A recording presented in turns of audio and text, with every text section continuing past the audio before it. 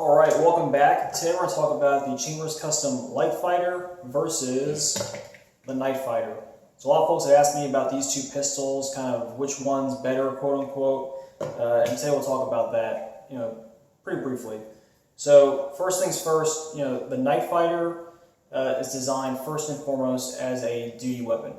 Full-size slide, full-size grip, magwell, right? 140mm magazine and a light are kind of like where this thing lives. So if you kind of see yourself using this pistol for duty, for competition perhaps, you can shoot this gun in certain divisions. Like this is kind of like the gun that you want.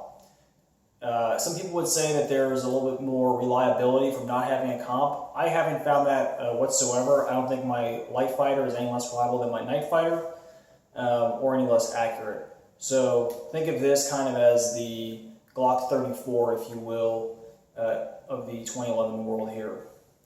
The Light Fighter, rather, was designed from the ground up as a concealed carry pistol. I think a lot of people want to press it into the duty gun role because it shoots extremely flat. It shoots flatter than the Night Fighter due to this comp. But the rest of the gun's design is really designed to be a carry gun. So I kind of think of this as like the Roland Special. It's designed for concealed carry, but you can absolutely do work with this as needed. So what kind of makes this a carry gun versus a duty gun?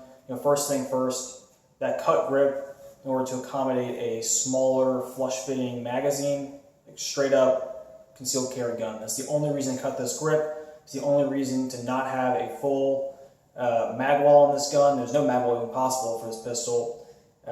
And then also to have this kind of smoother grip texture. So this is kind of like a moderate grip texture, whereas on the Night Fighter from Chambers Custom, it comes with a pretty aggressive grip texture on it. Other things pointing towards it as a carry gun, no front cocking serrations. We got these nice Browning high power style cuts rather. They're pretty good. I like them.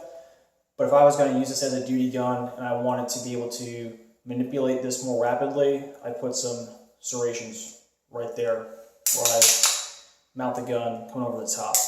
So carry gun, right? Because we're probably only going to shoot what's in the gun, right? We're probably only use that first magazine, and if we do have to reload, it's not a big deal to manipulate it off the red dot.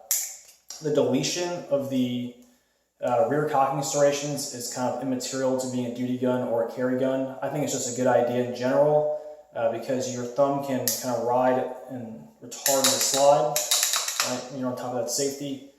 So if it was, my world, especially on red dot guns, like we would just take off these rear serrations entirely. Very effective comp, right? And the comp kind of goes back to that Roland Special idea.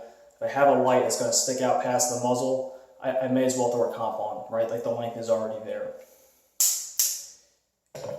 Which gun's better for you? Hey, that's up to you to decide. You can definitely talk to Joe, see what's coming through in the professional series. I think that you can't really go wrong with either of them. This gun has a great feel.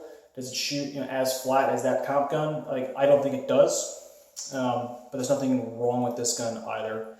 It's going to outperform a lot of pistols on the market, if not the extreme majority of them. And there's just something to be said for the balance and the handling characteristics of that 5-inch gun, especially when you throw on a full-size grip like this with an aggressive texture and a full-size magwell like I did on this pistol. Any questions, let me know. I hope that kind of clears some things up for you guys, especially as to how these guns compare and kind of why they have the unique features that they do. Hit me up in the comments below, and I'll get back to you.